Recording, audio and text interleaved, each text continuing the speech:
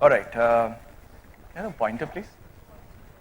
Yeah, I wish I could co-create time, right? When we are talking about co-creation in the new world, and give you a little more time for lunch. I have a fairly interesting topic in here in terms of what's happening in the new world, and my attempt to tell you some of the things that are happening in the real world, and the kinds of initiatives customers, companies, enterprises, even governments are taking in this new world. So let me begin with, is this moving?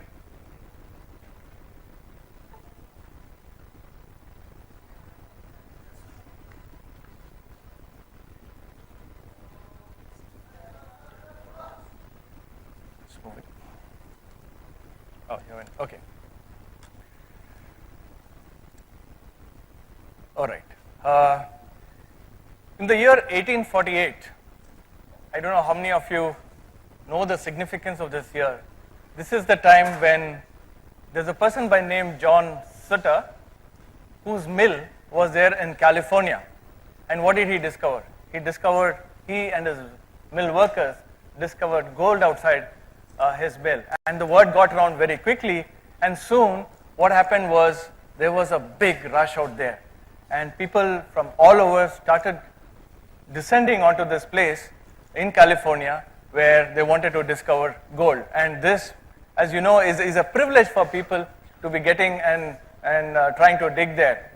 Now, fast forward in terms of what's happening today. Some 153 years later.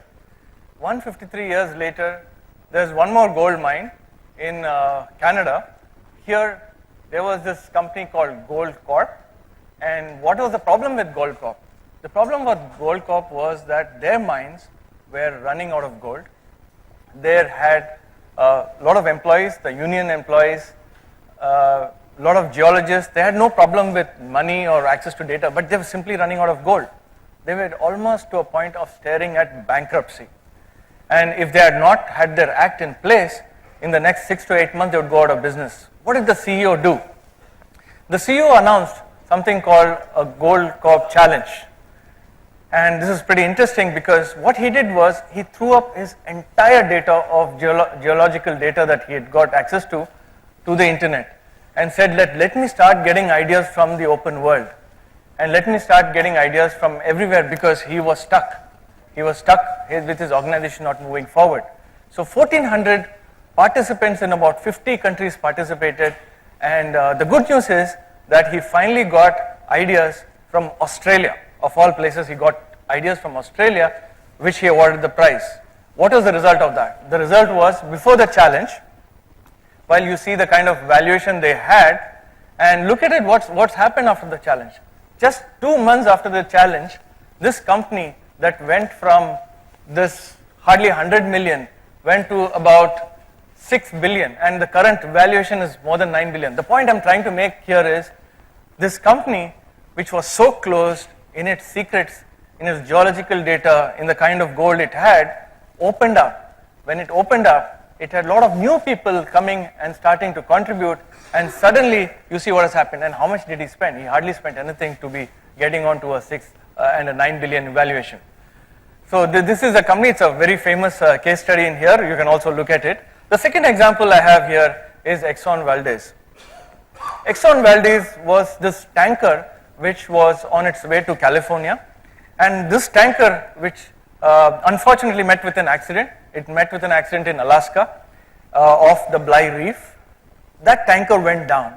For about almost like 20 years, this oil tanker was there leaking oil, and for about at about 23,000 odd kilometers, the oil was being spread and the slick was being unmanaged, and the government was at its tenterhooks, at its loggerheads, to see what kind of things can actually be done. All kinds of experts were thrown, and the cleanup sessions that happened over so many years tried to unearth data. In the meantime, what happened? Exxon paid more than $1 billion in terms of damages.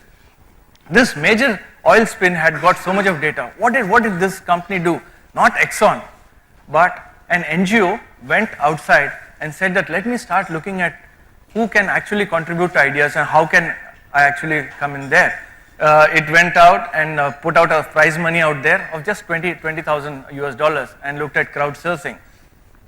Interestingly, not from the oil industry or not from the cleaning industry, the idea actually came from a construction industry. The construction industry guy, what was the actual problem? The problem was that the slick was getting so thick that pumping of oil was almost impossible. And every time they did it, the kind of energy that they would use and the kind of pump they would use was ineffective. So they had this concept of, like, you know, in construction industry, you have these drums which keep rolling and keep the cement from setting, right, till it reaches the final destination. They use the same concept, and finally they could start getting on to, you know, unloading all this oil out there. This is very interesting because this has come not from their industry but completely from outside. The earlier example was when somebody did not hold his data, you found ideas from outside communities who could give access to. This example is about getting it from a different industry segment. And this goes on actually. It basically tells you on how this happened. This, I believe, is a very good example of how you could get from cross-industry. This is another example which I love because this company, Tesla, is a very interesting company. It doesn't consider itself as an automotive company. It considers itself as a new energy company or a software company or any other company, but not an automotive company. And what does it have to offer? It's offered all its designs, if not all of it, almost all of it, on the internet. It is for people to come back and contribute and grow it.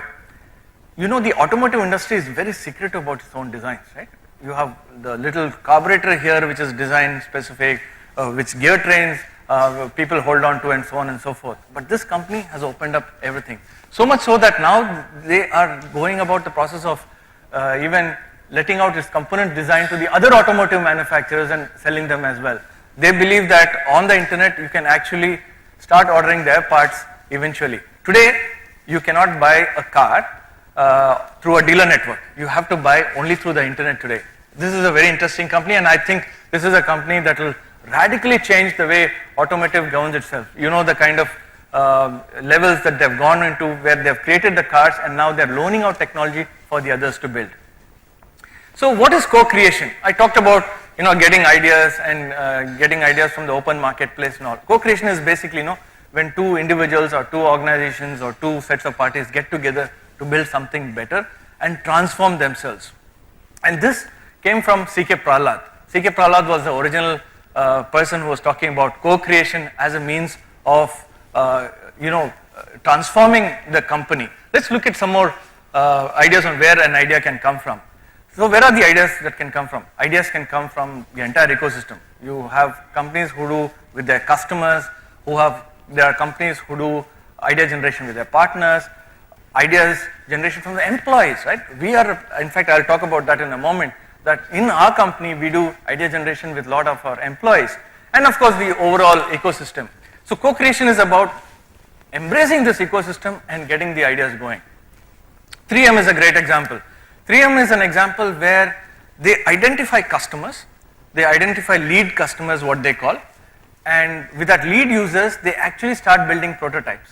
And this prototype that is being built, where users identify the need, go through the process, and actually take it to the marketplace. And as you can see, this curve that is there is taking to the marketplace all through and then make it commercially viable. So they experiment with the design concepts with the lead users and make them as people who are their early adopters and taking right to the marketplace. This is a great example of 3M. This is in terms of how it applies it, and the technology that 3M does is, as you know, it's pretty widespread, right? It's not restricted in any particular area of business. Innovating with employees. While this gives you a case study in French, the joke is that, you know, you have to be pretty diverse and open. It's not just the English-speaking people that can give you ideas, right? You should go to the overall ecosystem and talk about who all, even from different cultures, can actually give you ideas. This is about Orange, where 93,000 ideas had come from their own employees in about 3 years. And you can see the kind of engagement that employees have on their websites and the kind of projects that they have been implemented and the kind of savings. It's stupendous, it is phenomenal. I'll give you our own example. We have two projects which we experiment with our employees. One is something that arouses curiosity for them and looks at the future of, let's say, future of water, future of food, future of smart cities, future of wearable devices and so on, that starts arousing curiosity with them. And second is, we go to them and ask them if they have any particular products or any particular solutions that can get developed as a business idea. We actually fund them.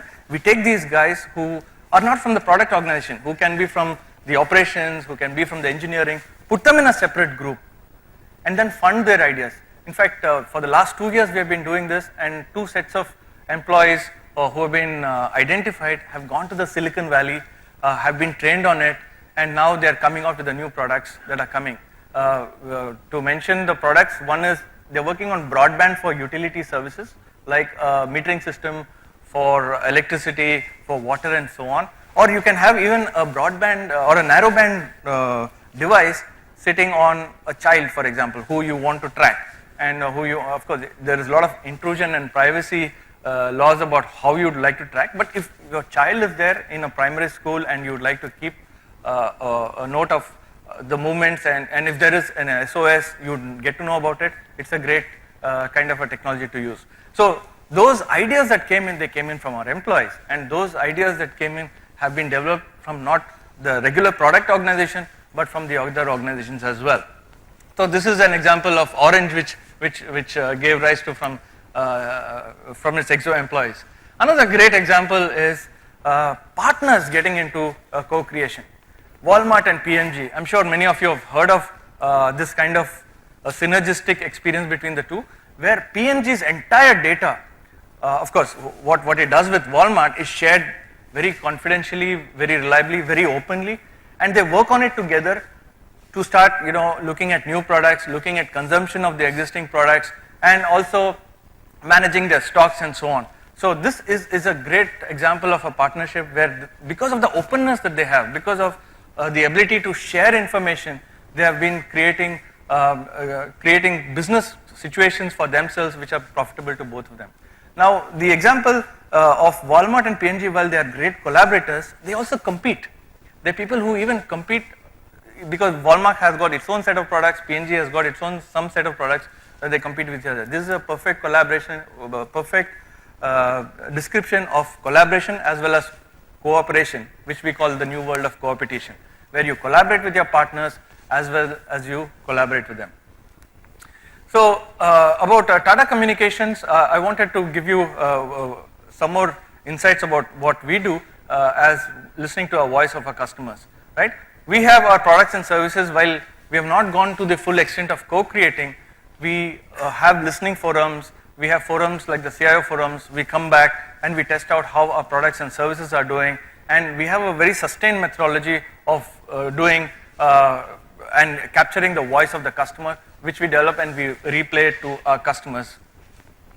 One very, I would say, innovative thing that we did from our perspective is introduce hackathon.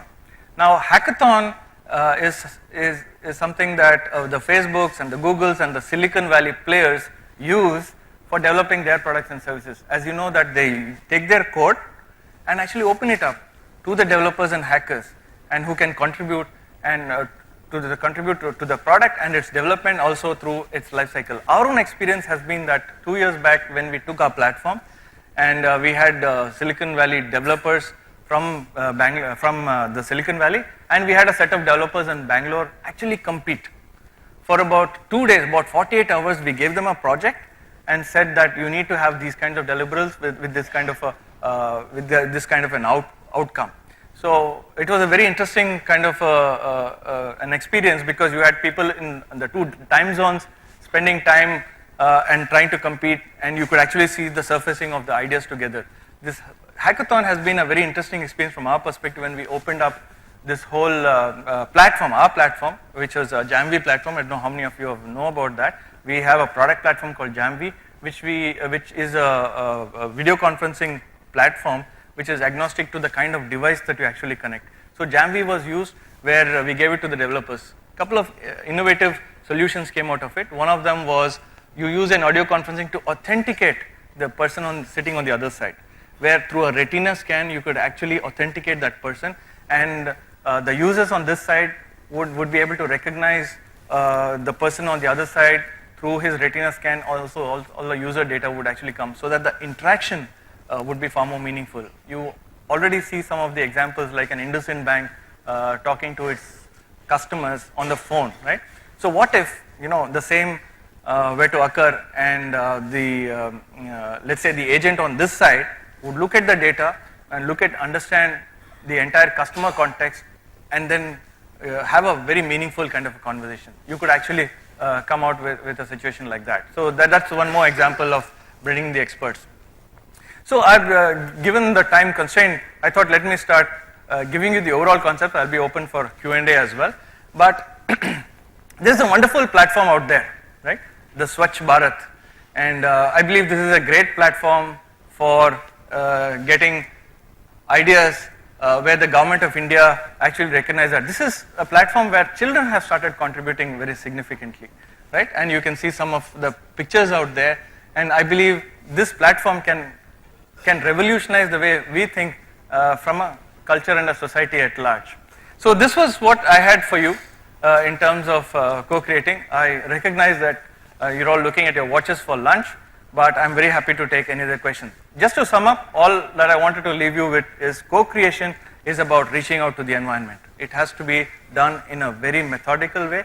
You could choose to co-create with your partners, you could choose to create with your customers, with the other members of the ecosystem, including children. We talked about that. And this, I believe, is something that the world is going towards, and people who are functioning in this closed kind of environment, who don't reach out, who don't open up, are people who will be restricted and will not be able to grow. Now there are tons of examples that we can throw at it, from the Android, which is an open system, which is succeeding big time, versus the Nokias and the Blackberries of the past, who had been a closed system. I was talking about that in my previous lecture.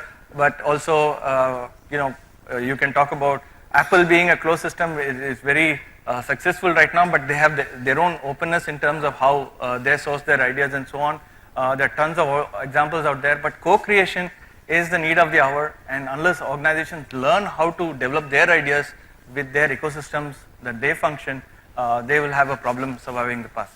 That was it from me. I'm happy to take any questions. Do you have anything for the physically challenged or mentally challenged?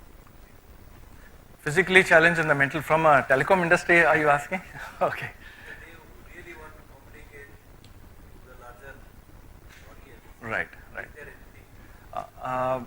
All that I can say is, from the physically challenged point of view, we have not done any work on that particularly. I can say only that the telecom does not need you to be physically active, other than you can see or hear or speak to some other person. But if you have any ideas on that, I'd be very happy to take that forward. Right? Any other questions? Yeah. Co-creating with your rivals. Oh, P&G and this thing, Walmart is a great example of that, where they have been creating products together as well as competing. But from a telecom industry, we are full of examples, I can tell you. Our company is in a wholesale business as well as in the enterprise business. I lead the enterprise business. Now, my competitors, like a Vodafone, like an Orange, like an AT&T and BT, are people we supply services to as well. Because that's the wholesale relationship that we have. We have a retail relationship and a wholesale relationship, and we perfectly coexist. Then in India, if you see, Bharti had done a huge outsourcing contract, or had opened up its own tower infrastructure for its competitors as well. Earlier, the feeling was that if I have tower infrastructure, that is my property, and I have a competitive edge that I would not like to pass it on. But look at how the dynamics changed. Once the tower infrastructure was open, they said that, okay, there will be only the brand, and the customers buy brand more than what is behind the tower infrastructure.